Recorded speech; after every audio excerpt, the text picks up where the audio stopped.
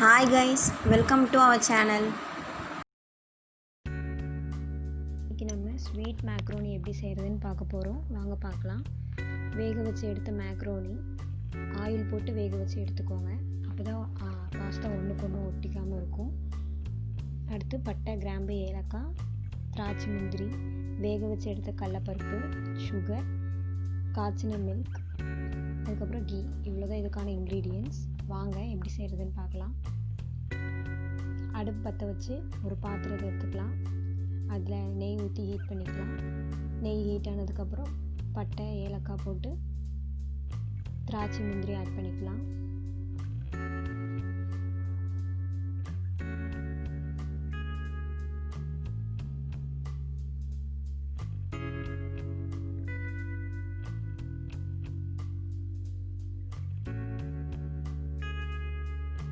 அடுத்து milk add பண்ணலாம்.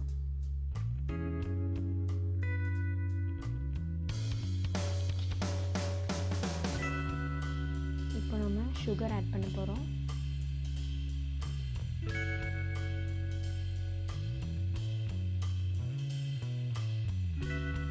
Sugar add பண்ணியாச்சு.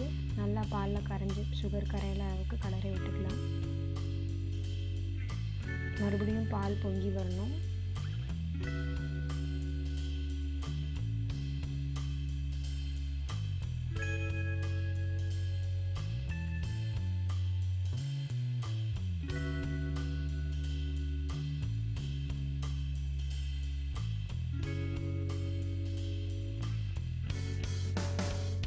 பால் பொங்கி வந்துடுச்சு.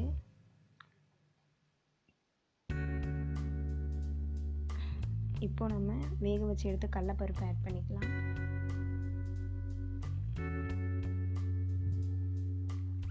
கடலைப்பருப்பு ஆட் பண்ணியாச்சு.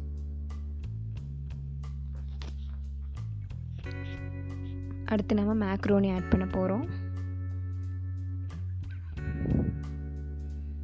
அவ்வளோதான், எல்லாமே ஆட் பண்ணியாச்சு. நல்லா கலக்கி விட்டு மறுபடியும் பால் பொங்க விடணும்.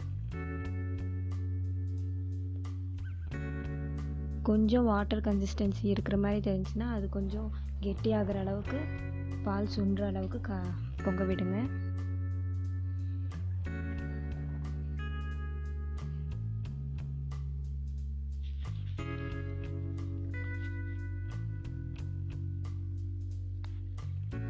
பால் நல்லா கொதிக்குது. இப்போது கரெக்ட் கன்சிஸ்டன்சிக்கு வந்துருச்சு.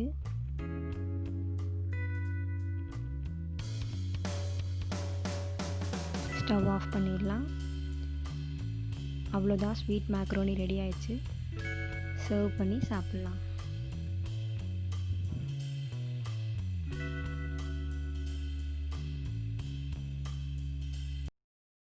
தேங்க்ஸ் ஃபார் வாட்சிங் அவர் சேனல். உங்களுக்கு இது பிடிச்சிருந்தா லைக் பண்ணுங்கள், சப்ஸ்கிரைப் பண்ணுங்கள், மறக்காமல் பெல் பட்டனை கிளிக் பண்ணுங்கள்.